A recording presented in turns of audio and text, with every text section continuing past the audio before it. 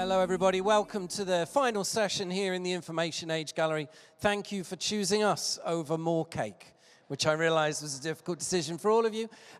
This is going to be a slightly different session to all of the others format-wise. Instead of bringing a whole panel up on stage, we're going to start with a whole series of lightning talks. And that means I've got to introduce each speaker, and they're going to speak for 5 minutes about the outreach that they've been doing. And then we'll get them all back together at the end to see what we can learn from them as a sector. So this section's called Fusioneers, and it's attempting to answer the question, where are we going to get all the people that we need in order to make fusion happen? And even for the people that we don't need, how are we going to make them happy that this is a world in which fusion is happening? So the rules are, I introduce somebody, you clap wildly, they come up to the stage, they talk for 5 minutes, and they've all practiced. It will be 5 minutes. It's not a university 5 minutes, i.e. 18 minutes. They're all going to do 5 minutes. And then at the end, you clap wildly again, and I introduce the next one. Does that sound okay? Nod if that's what you've signed up for. Absolutely wonderful. I'm going to look at our first speaker. He looks like a tiger, ready to pounce. Incredible. So remember, huge round of applause, please. Please welcome to the stage from UKAEA, the wonderful Chris Warrick.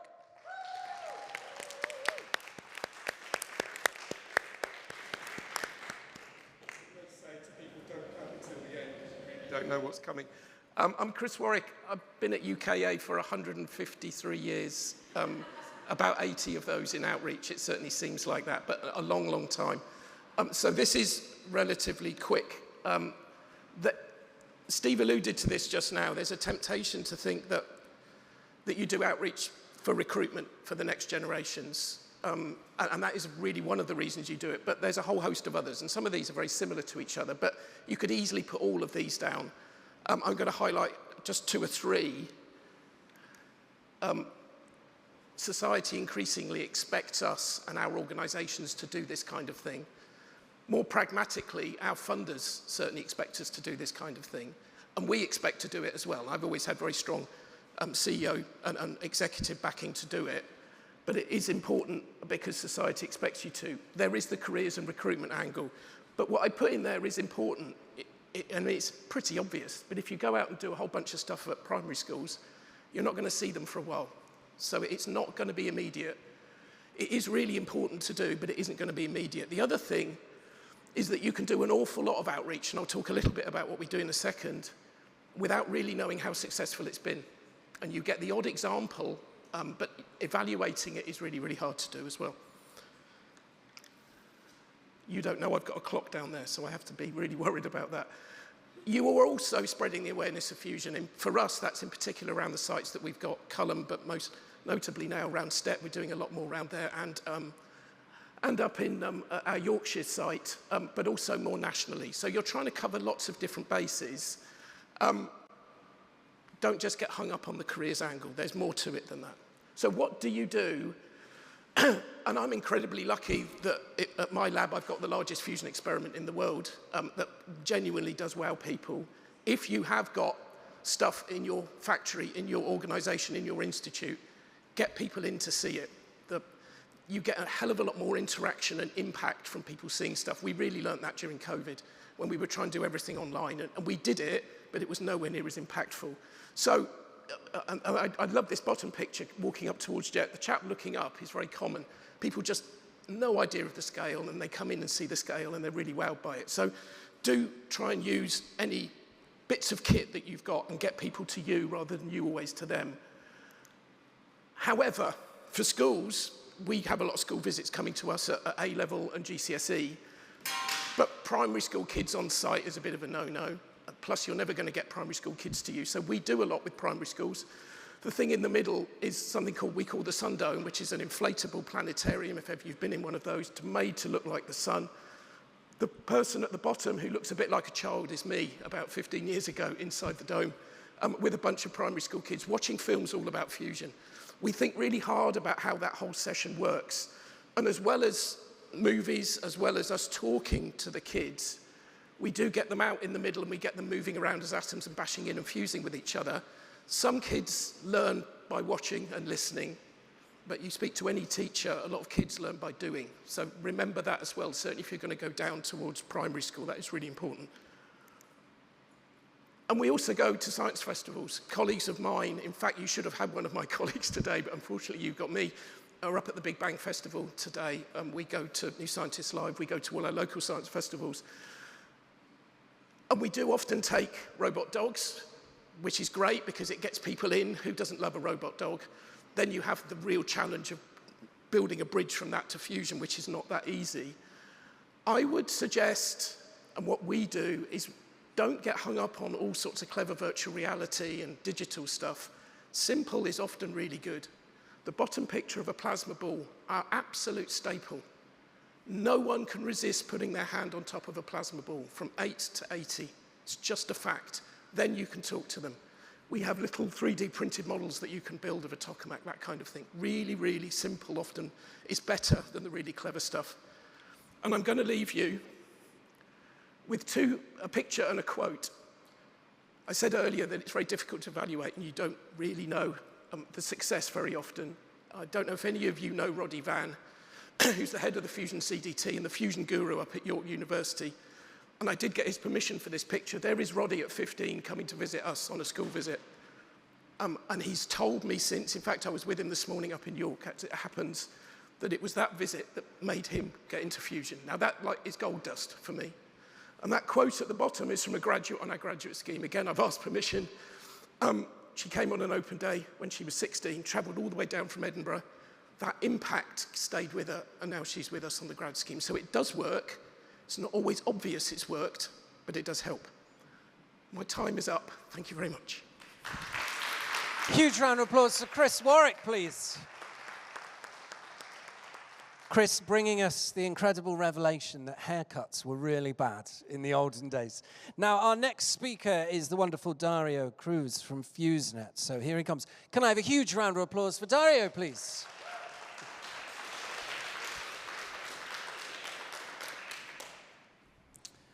Well, good afternoon, everybody. So my name is Dario Cruz. I am the Executive Officer of Fusenet. So Fusenet stands for the European Fusion Education Network. And just as a side comment, Roddy Van, the guy you just saw in Chris' presentation, he's the current chair of the Board of Governors of Fusenet. So, okay, so who we are. Well, Fusenet is a network, a European network, and what we want is we want to coordinate activities in fusion education in Europe. So at the moment we have around 65 members, which are divided mainly in universities in Europe, as well as research centers and a few fusion companies, a part that we're hoping to expand during these upcoming years. And then the activities we do, they are funded by Eurofusion. So we are part of the Eurofusion Training and Education work package, and the activities we do are funded by them. So what kind of activities I'm speaking about? Well, we have several of them. Our main activity is to support students to go on internships abroad on fusion-related topics, and also to support students ongoing in educational activities all around Europe. Educational activities, I mean fusion schools, symposiums. So we support them economically. We allow them to go to these internships and educational events. But we also do some other activities. For example, we organize every year the Fusion PhD event, which here in the audience there are some attendees to the last sessions. And the idea behind that PhD event is a recurrent event that is done live, changes every year on location. This year is going to be in Stuttgart. And with that, we want to invite all European Fusion PhD students to go there and to strengthen the current network of PhD students in Europe. We also have the master event. So the master event is a remote event where we invite all master students, not necessarily in fusion, but master students in technological fields. And this year we also invite last year bachelor students to attend this event. And the idea behind this event is that we invite speakers from companies, from research centers, and from universities to talk to these students and let them know how can they proceed with their career in fusion. If we have a master student interested and seeing which fields can I go, which type of work can I do, then that's the event for them to attend. We also have mini workshops, which are special master classes organized by our members, by the institutions, and what we do is we support them economically to have these mini workshops. It's master classes on specific topics on fusion, and that's open to PhD and master students. And we also have a teachers mobility scheme where the lecturers can be invited from other universities to be part of a fusion course that is already being given by one of the Fusenet members.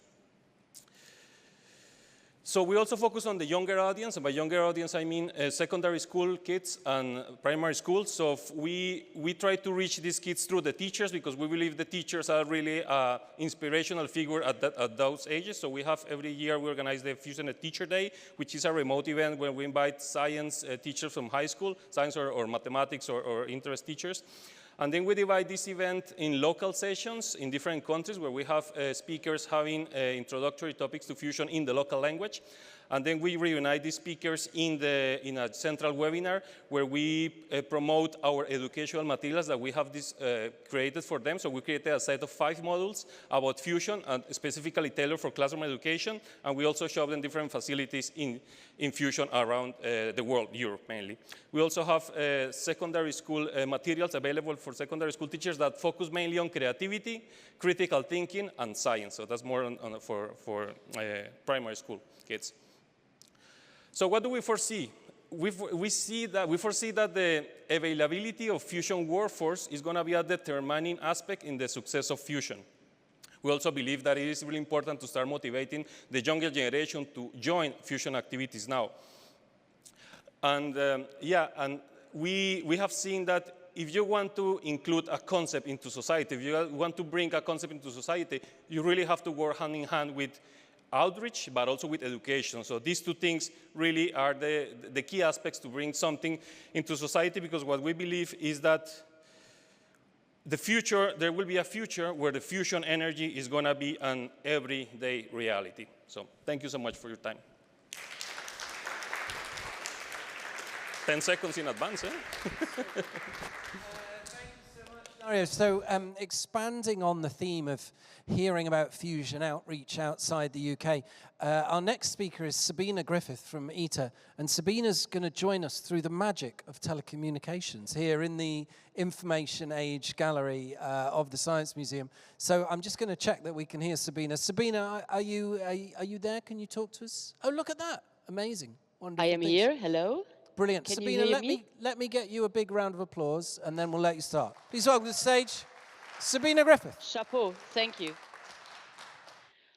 So, yes, thank you very much, Dario. He's setting the bar, not only because he speaks super fast, he's from Colombia, but this is really a challenge, and we work together very closely, which I will come back to that. So I would like to tell you a bit more why we do what we do, because it is written in our DNA, in our ITER agreement, that we have to share the knowledge gained by building ITER and exploiting ITER, but also we have to sort of communicate to the public on what we do, because we are building ITER with public money, taxpayers' money, and so we have to sort of let them participate, or you all participate to what is happening here. And doing that is sort of busy, yes. So we started with the ITER agreement, the signature in 2006. That was accompanied with a long phase of engaging with the local public here to prepare them for what is happening, not only the big construction here on that hill, but also all the transports coming through from Marseille to the ITER construction site. So this has huge impact. I think you all maybe have seen what is happening then, and it's a bit like the Airbus story. So that was the whole preparation phase.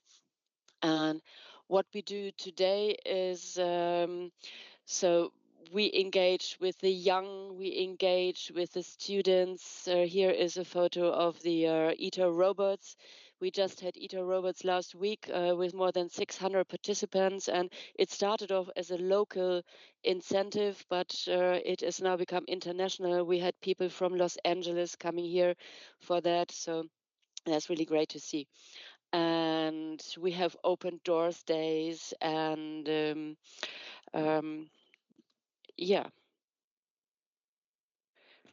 I cannot really read my slides here. Is there a chance that I can see my slides? on that screen somehow.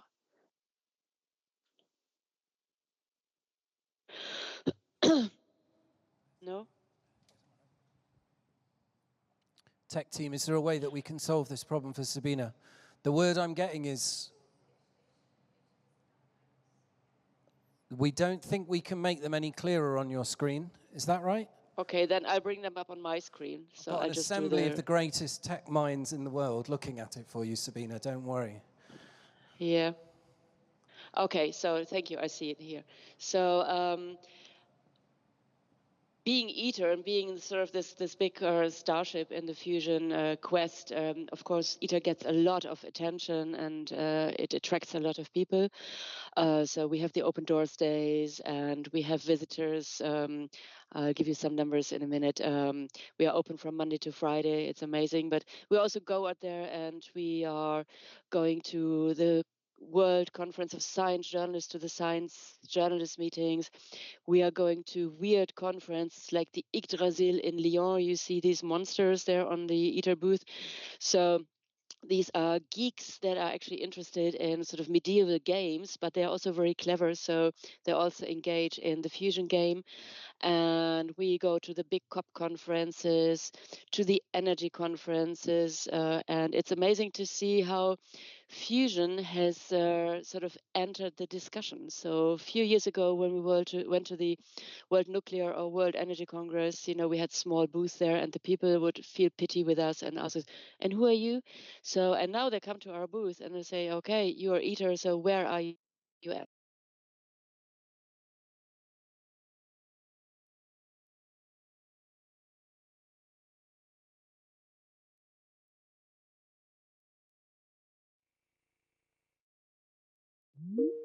Oh no. Whether we thought it would be the most stable internet in the universe. Sorry. Sabina, is that you? It doesn't sound promising. Do any of you work for Microsoft? Would you fix this for us? I assume it's in Teams. Apologies to anyone here from Zoom if I've just offended you. Okay, well, we might have to bring Sabina back for our panel session. Can I have a huge round of applause for Sabina? It's sad that she won't hear it, but there we go. So where did we do? We started in Oxfordshire. We moved out across the whole of Europe. I think we've done enough this side of the Atlantic. We should fly across to the other side of the Atlantic. So from energy for the common good over on the other side of the world, can I have a huge round of applause, please, for Jane Hotchkiss?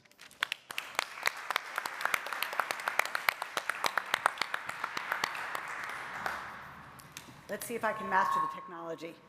Hi, my name is Jane Hotchkiss, and I am the president of one of the only NGOs, or in US speak, nonprofits or environmental or academic institutions that we don't take a position.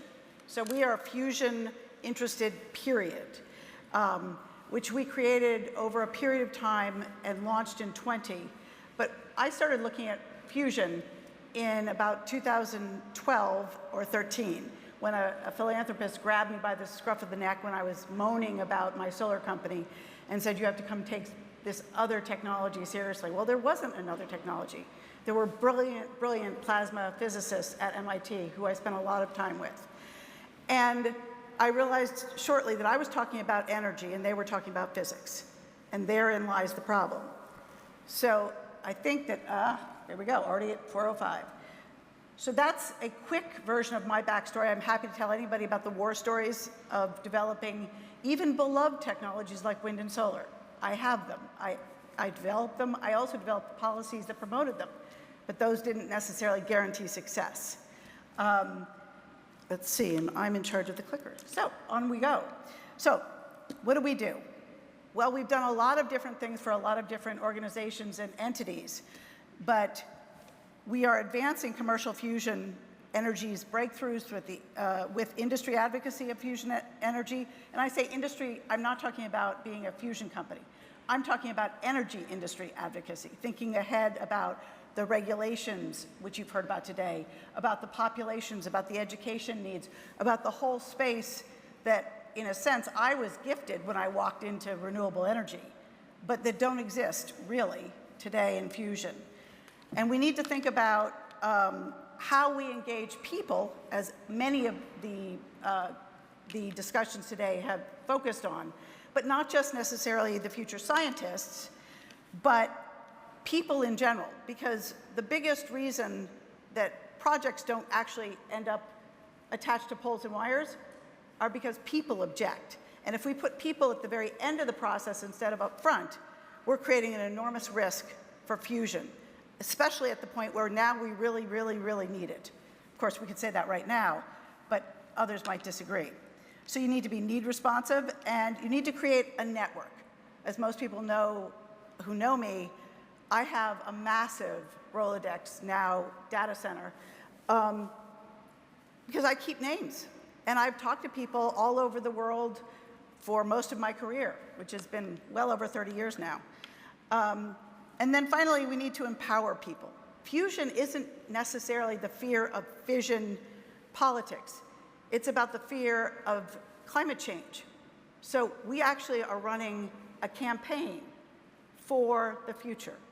So when people ask me why I do fusion, I say I have 2 daughters. It's a good editing response, as Gabriella Hearst told me. In other words, if somebody gives me a blank face when I say I've got 2 daughters, I know where I have to enter the conversation. And what kind of community engagement do you do when you don't have a technology? When you're trying to show, pilot ways of talking to people before anything? Well, we actually did start with elementary school students. Not because we're educators, as in teachers, and not because we think that the elementary school students that we entered the conversation with are necessarily going to go on and practice fusion, but because they needed hope, which is something I spoke about at Fusion24 here, and they're terrified about climate change. So I always enter a conversation with, first, do no harm. And we do believe that fusion is a path to equity. And we have the privilege as a nonprofit, albeit a poor one, that we can talk about all of the big picture dreams and hopes. But we also want to promote them as must be in the future. And these are conversation slides, which I'm going to skip through really quickly. Why do we want it to be equitable? Well, look at that mess, right? This is what the technology aware and abundant world gets. There's a whole portion of the world that doesn't have energy of any form. So to do energy equitably, to do fusion equitably, I want to see it in both places at the same time, which is why we talk about fusion across sectors, and why at my 3rd COP speaking on fusion, I had the privilege of starting Youth for Fusion without, I mean, it literally was the process of 4 meetings with Youth Survival Network representing the 30 and under community of over 70 nations, with a huge portion of folks 30 and under. And they're ready to go now. But fusion isn't quite ready. And that's the final piece I just want to leave everybody with, which is we are asking the public for trust, which means I don't lead with nuclear fusion, I lead with fusion. And then I explain as much of the process as I have access to, and the things that I haven't been developed yet, aren't known, I leave on the table to say, we'll get back to you, call me. But the one piece of guilt I carry with me, and I know I'm going over time, but I'll just say this quickly, is that when we did our first fusion community event, which was in Schenectady, New York, celebrating that 5th grade class, a foster dad came up to me and said, where's the training? That was in 2022. And I sat there and went, oh. So, you know, it was an amazing, rich response.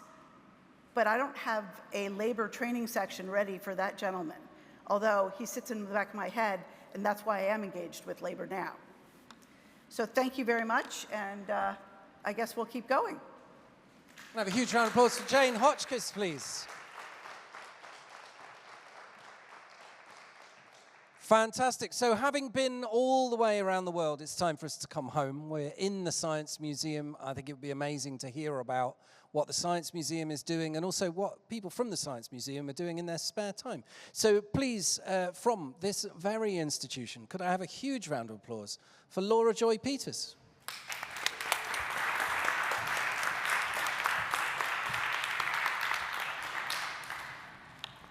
Thank you. So, some of you might recognize this image. It's an industrial-looking, sort of slinky-type tube. It's sitting on a pallet in very dramatic light. But in a standalone image, it's very difficult to get a sense of scale. So the next slide shows one of our brilliant conservators working inside it. And the reason she's doing that is because it's a museum object. It's one of hundreds of thousands of objects, so that the physical stuff chosen to be preserved in perpetuity in our national collection. And taken all together, these objects, which range from medieval astrolabes right the way through to the rugby tuning coil behind me, these objects provide a rich tapestry of stories describing our scientific heritage. So what exactly is this? It's a quadrant of a machine called Zeta, which stands for the Zero Energy Thermonuclear Assembly, and it was built in 1957 by a team of scientists who had dreamt up a future of abundant energy supply. Naturally, they hoped that this machine would successfully fuse hydrogen, release energy in the process. So this is a fusion object. It's a historical object, and one that's maybe a bit at odds with fusion in the public imagination as being this futuristic thing. But the stories we can tell with an object like this are multi-layered, because in 1958, some of you might know, the announcement that Zeta was a success received worldwide media attention. The papers said, we've got a sun of our own. But later recalculations showed that fusion reactions hadn't actually taken place. They hadn't cracked it, not yet.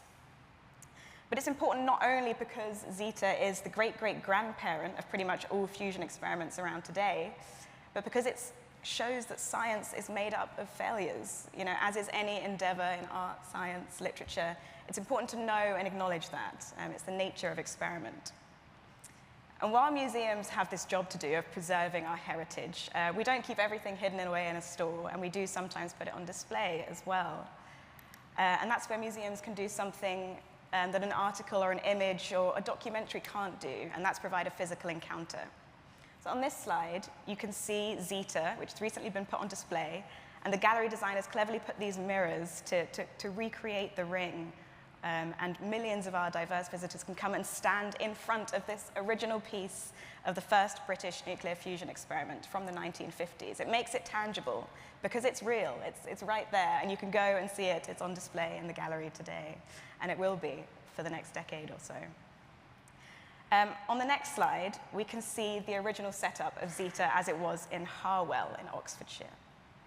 And with that in mind, I'm going to transition to talking a little bit about some of the work that we've done to try and make the future, and in this case, the future of fusion, seem almost as tangible as the past.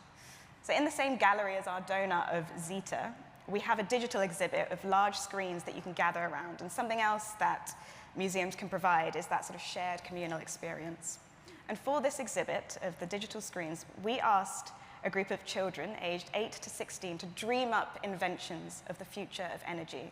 We said, money's no object and the sky's the limit, and they drew these incredibly imaginative inventions, and we filmed them talking about their ideas. What we wanted to do was show that anyone can engage with the act of imagining the future, and everyone's ideas are valid.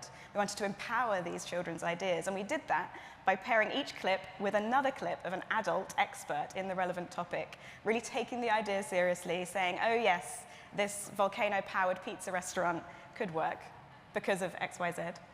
And so we created this dialogue between the child dreaming up the idea and the experts of giving it weight and real-world examples.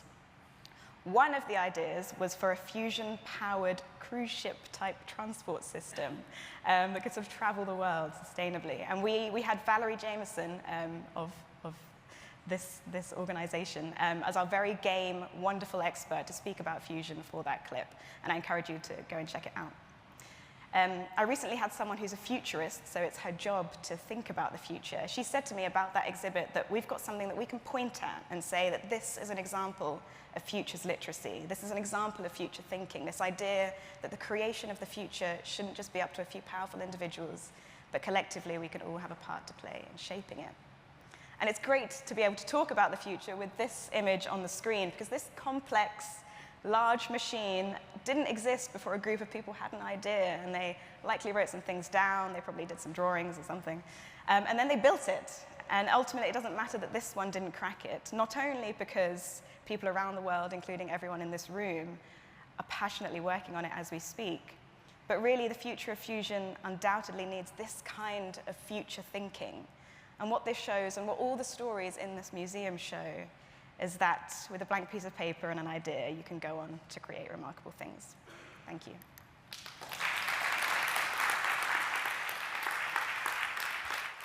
Thank you so much, Laura Joy. Can I invite the rest of the panel to come back to their chairs? And Sabina is going to reappear by magic. Could you mind making my lectern magically disappear for me? Thank you. Otherwise, can I get you to sit in the order you spoke? Just because we need to choose an order, and that seems as good as any. Look at this. Can I have a huge round of applause for the people looking after us today? Thank you. Sorry, I realise I'm between you and where you need to be. So you can ask questions in the room. You can ask questions online via Slido. I am going to abuse my position as the person on stage by asking everybody, just to get us going. So when you go and talk to children about fusion, how does it go? Have they heard of it? Is this a thing anyone cares about other than the people at this conference? Shall we start with Laura Joy, and we'll come this way. When you put this in front of anybody, do they go like, oh yeah, or do they go, what? Well, I've only spoken to the children who we made the exhibit with about fusion, and none of them had heard of it before. So we did have to describe it, and once they did, they were like, this is so cool, I want to use it for this, I want to use it for that. But before that, no. But I think, you know, our other panelists probably have much more experience. It's a thing we need to know. Right? If we're talking about the outreach and we're starting to make, we talked earlier on about how fusion needs to have a better brand, and fusion companies need to make things cooler, and if people are just looking at it like, what? We need to know that. Jane. Well, I have to give credit where credit's due. So it was our team member, Kayla Miller, who actually did the teaching in the classrooms. But I have a group of 5th graders who had before had no math and science, who understand the physics, the basic physics of fusion, and are just waiting for the White House to call, because they're a little, you know, they're annoyed that it's taken this long. But I will also say that it was their parents and their community that I wanted to see. I wanted to see, does this really work this way, or does this go into a vacuum? I wish our Museum of Science in Boston had a fusion exhibit. I wish there was more engagement across spaces to, I think it was, I forget whether it was, I think it was Chris who had the picture of someone who came to visit, or maybe it was you, who's now a part of the fusion space. I would love to see that. I have advisory committee members.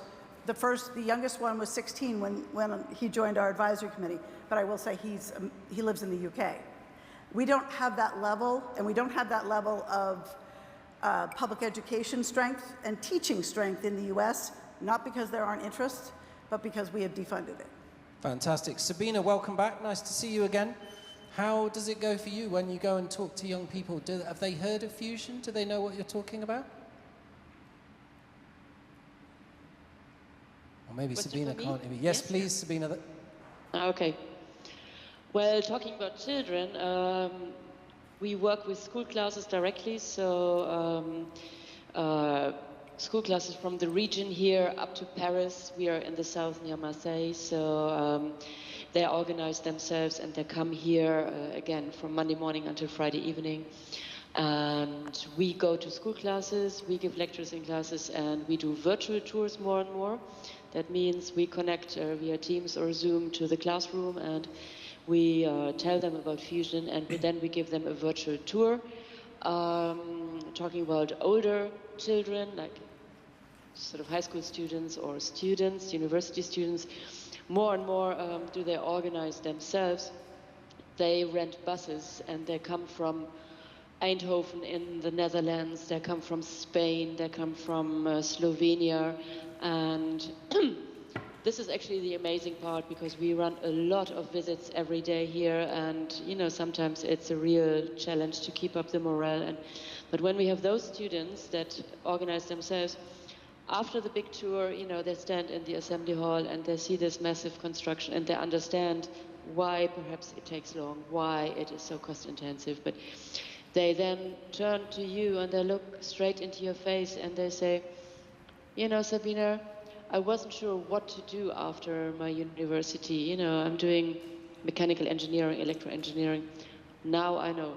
So it's really, we try to get them here to come and visit us, and then I think it's a made deal. Thank you so much, Sabina. Brilliant.